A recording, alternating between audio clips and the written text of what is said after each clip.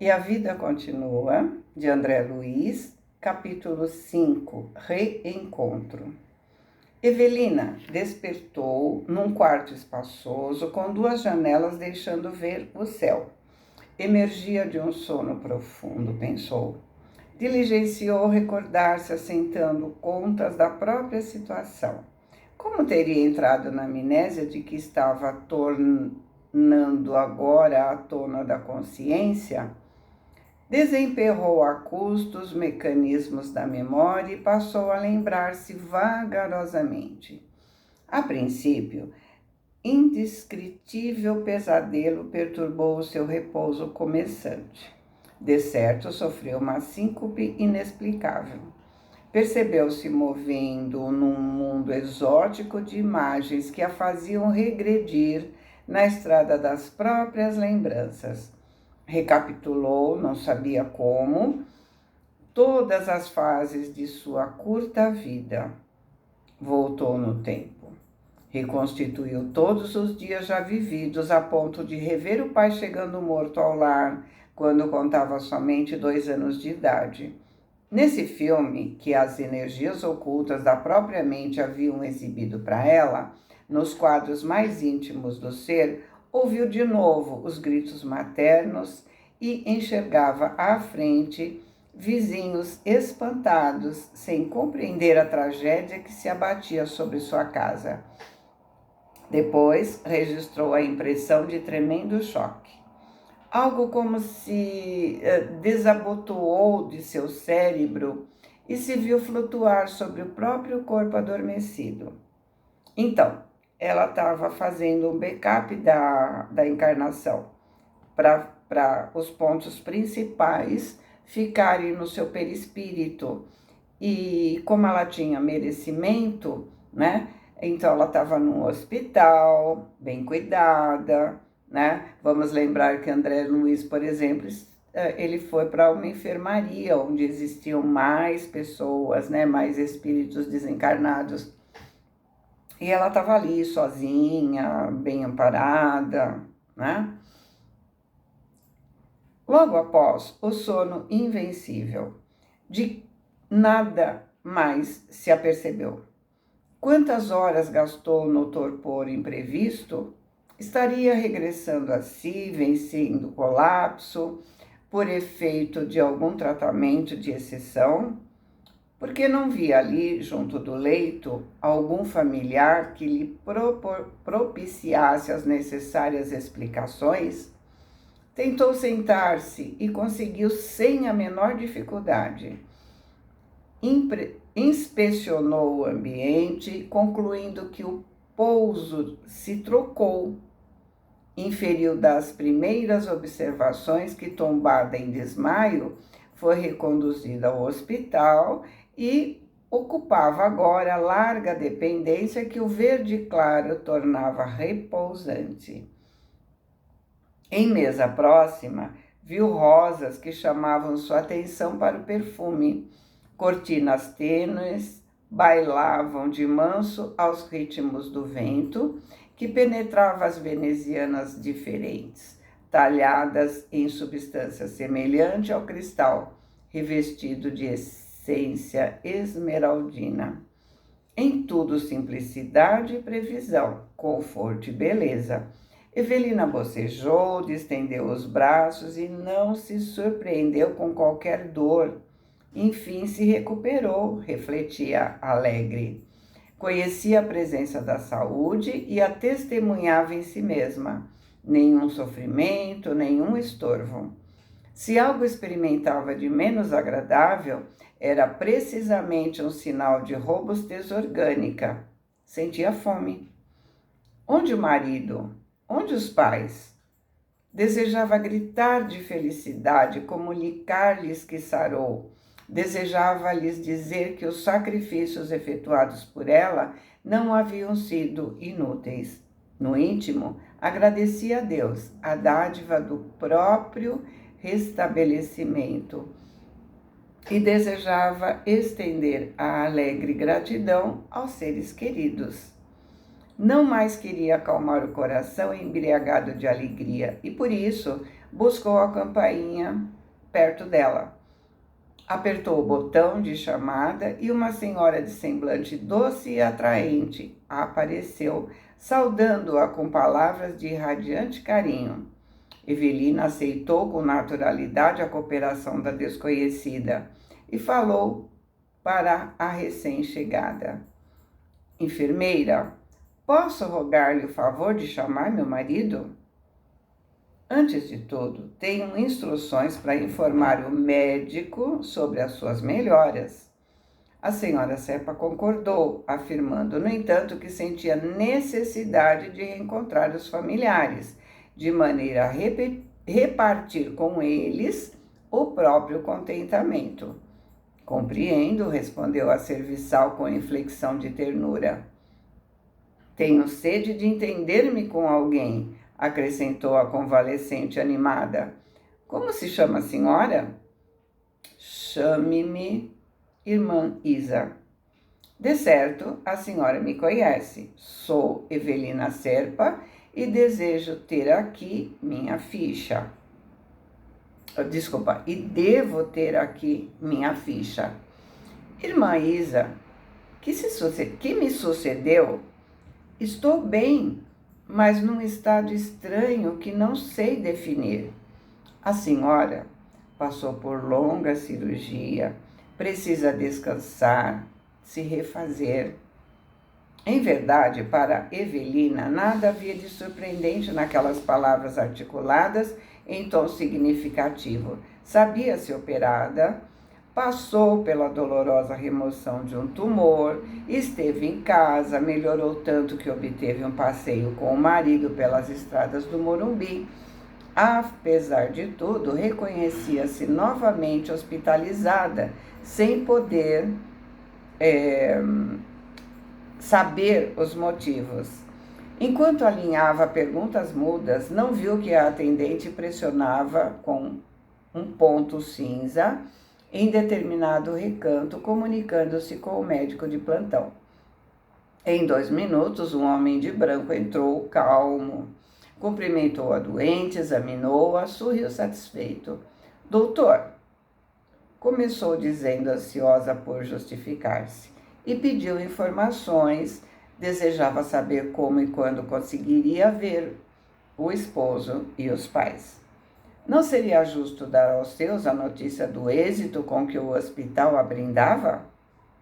O médico a ouviu paciente e rogou-lhe conformidade. Retornaria aos parentes, mas precisava reajustar-se. Gesticulando carinhosamente, como se sossegasse uma filha, esclareceu. A senhora melhorou, está muito melhor. Entretanto, ainda sob os cuidados,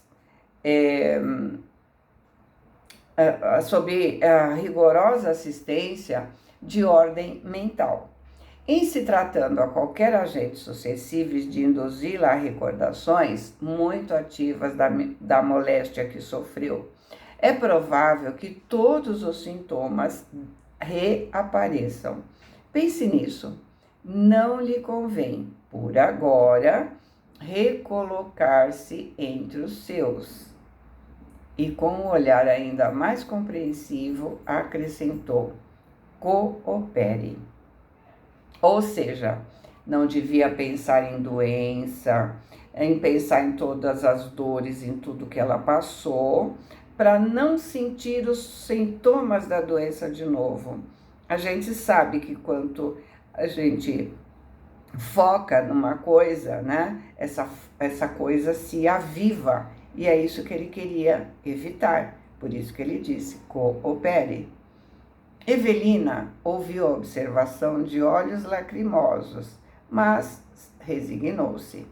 Afinal, concluiu intimamente, devia ser reconhecida aos que lhe haviam granjeado a bênção da nova situação. Não lhe cabia interferir em providências cujo significado era incapaz de apreender. Adivinhando que o médico se dispunha a sair, solicitou com humildade se lhe seria permitido ler e, se essa concessão lhe fosse feita, pediria que a casa lhe emprestasse algum volume em que pudesse colher ensinamentos de Cristo. Sensibilizado, o médico lembrou o Novo Testamento e, em breves instantes, a atendente trouxe o livro mencionado. Reconstituída a solidão, Evelina começou a ler o Sermão da Montanha, mas a advertência clínica se intrometia em sua imaginação insistentemente. Se estava restaurada, como se via, porque simples lembranças lhe imporiam retorno aos padecimentos de que se acusava liberta? Por quê? Percebia-se na posse de inenarrável euforia. Deliciosa sensação de leveza mantinha a sua disposição para a alegria, como nunca sentiu em toda a existência. Tais recursos de equilíbrio orgânico seriam assim tão fáceis de perder? Retirou a atenção do livro e engolfou-se em novas cogitações. E se reconstituísse em espírito à presença de Caio e dos pais com veemência, e se concentrasse os próprios pensamentos nas dores que havia deixado à retaguarda, infelizmente para ela, confiou-se a semelhantes exercícios, e decorridos alguns minutos, a crise revelou-se, agigantando-se no seu corpo em momentos rápidos. Regelavam-se as suas extremidades, enquanto que mantinha a ideia de que um braseiro a requeimava por dentro, com a dispneia afrontando-lhe o peito. Desencadeados os sintomas, quis reagir, contrapor conceitos de saúde aos de doença, entretanto era tarde. O sofrimento ganhou suas forças e passou a contorcer-se no suplício de que se admitiu definitivamente distanciada. Atônita, apertou a campainha e a prestimosa atendente se desdobrou na tarefa assistencial. O médico reapareceu e administrou os sedativos. Ambos, nem ele nem a enfermeira, lhe endereçaram a mínima censura. Mas a doente leu nos seus olhares a convicção de que tudo havia compreendido. Em silêncio, explicaram que não ignoravam sua teimosia e que, com toda certeza, não se acomodando aos avisos recebidos, quis experimentar por si mesma o que vinha a ser um tipo de mentalização inconveniente. No plano espiritual, assim como aqui, o pensamento materializa, ou seja, quando pensamos em determinada doença, por exemplo, acabamos ficando com aquela doença. Só que no plano espiritual, a intensidade é maior. Apesar da bondade de que se dava mostras, o médico agiu com energia. Forneceu instruções severas à companheira de serviço depois da injeção calmante que ele próprio aplicou à senhora Serpa em determinada região da cabeça e recomendou medidas especiais para que ela dormisse. Aconselhava obrigá-la a repousar mais tempo, controlada por anestésicos. A doente não podia e nem devia se entregar a ideias fixas, sob pena de voltar a sofrer sem necessidade. Evelina registrou as observações dele em franca sonolência. Depois abismou-se em pesado sono, do qual despertou muitas horas depois, consciente de que lhe competia cuidar-se, evitando novo pânico. Mostrou o desejo de se alimentar e foi imediatamente atendida com caldo quente e reconfortante, que lhe calhou gostosamente ao paladar, como um néctar. Refez-se vigilante. Reconhecia-se sob a espécie de assistência cuja eficácia e poder não lhe cabia agora subestimar. fim de uma semana em descanso absoluto, com entretenimentos de leitura escolhida pelas autoridades que a cercavam, passou a caminhar no recinto do quarto. Ao retomar a verticalidade, assinalava em si mesma inequívocas diferenças. Os pés se pareciam mais leves, como se o corpo tivesse diminuído de peso intensivamente, e principalmente no cérebro. As ideias nasciam em torrentes vigorosas e belas, quase a se materializarem diante de seus olhos. Numa tarde em que se via mais amplamente estimulada a rever os movimentos normais, se aproximou da janela que dava para um pátio enorme e do alto do terceiro andar, que a hospedava, contemplou dezenas de pessoas que conversavam alegremente, muitas delas sentadas em torno de irisada fonte que se erigia em centro florido de extenso jardim. Então tinha uma fonte colorida, né? Aquele irisado, ou seja, cores de arco-íris, que, né, se erguia lá no centro do jardim, onde eles estavam ali, né? Aquela sociedade serena a atraiu. Tinha sede de convivência, habituada que se achava a austeras disciplinas. À vista disso, consultou a enfermeira se lhe era concedido descer, travar conhecimento com alguém. Afinal, sugeriu com otimismo, uma casa de saúde não deixa de se assemelhar a um navio, em cujo bojo as criaturas se interessam umas pelas outras, estendendo-se as mãos. A serviçal achou graça e escorou nos braços para a descida. Poderia, sim, divertir-se ali. O ambiente lhe faria bem, ao mesmo tempo que lhe seria lícito ganhar uma que outra amizade. Deixada a sós, olhou ansiosamente os rostos que a rodeavam. Pareceu estar no seio de vasta família de pessoas afins pelo coração, mas quase todas desconhecidas entre si, como acontece num balneário. Todos os circunstantes acusavam-se na posição de convalescentes,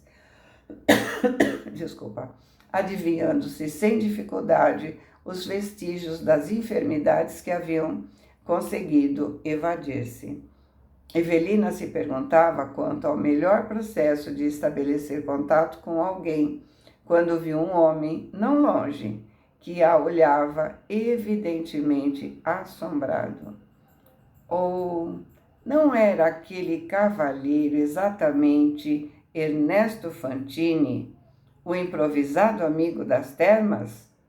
O seu coração bateu agitado e estendeu na direção dele os dois braços, dando-lhe a certeza de que o aguardava de alma aberta. Fantini, pois era ele mesmo,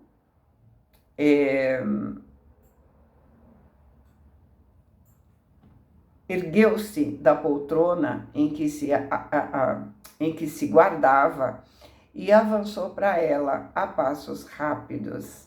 Evelina, Dona Evelina, estarei realmente vendo a senhora? Eu mesma, respondeu a moça chorando de alegria. O recém-chegado não foi estranho à emotividade daquele minuto inesquecível. Lágrimas rolaram no seu rosto simpático e sisudo. Lágrimas que ele buscava enxugar, embaraçado, procurando sorrir.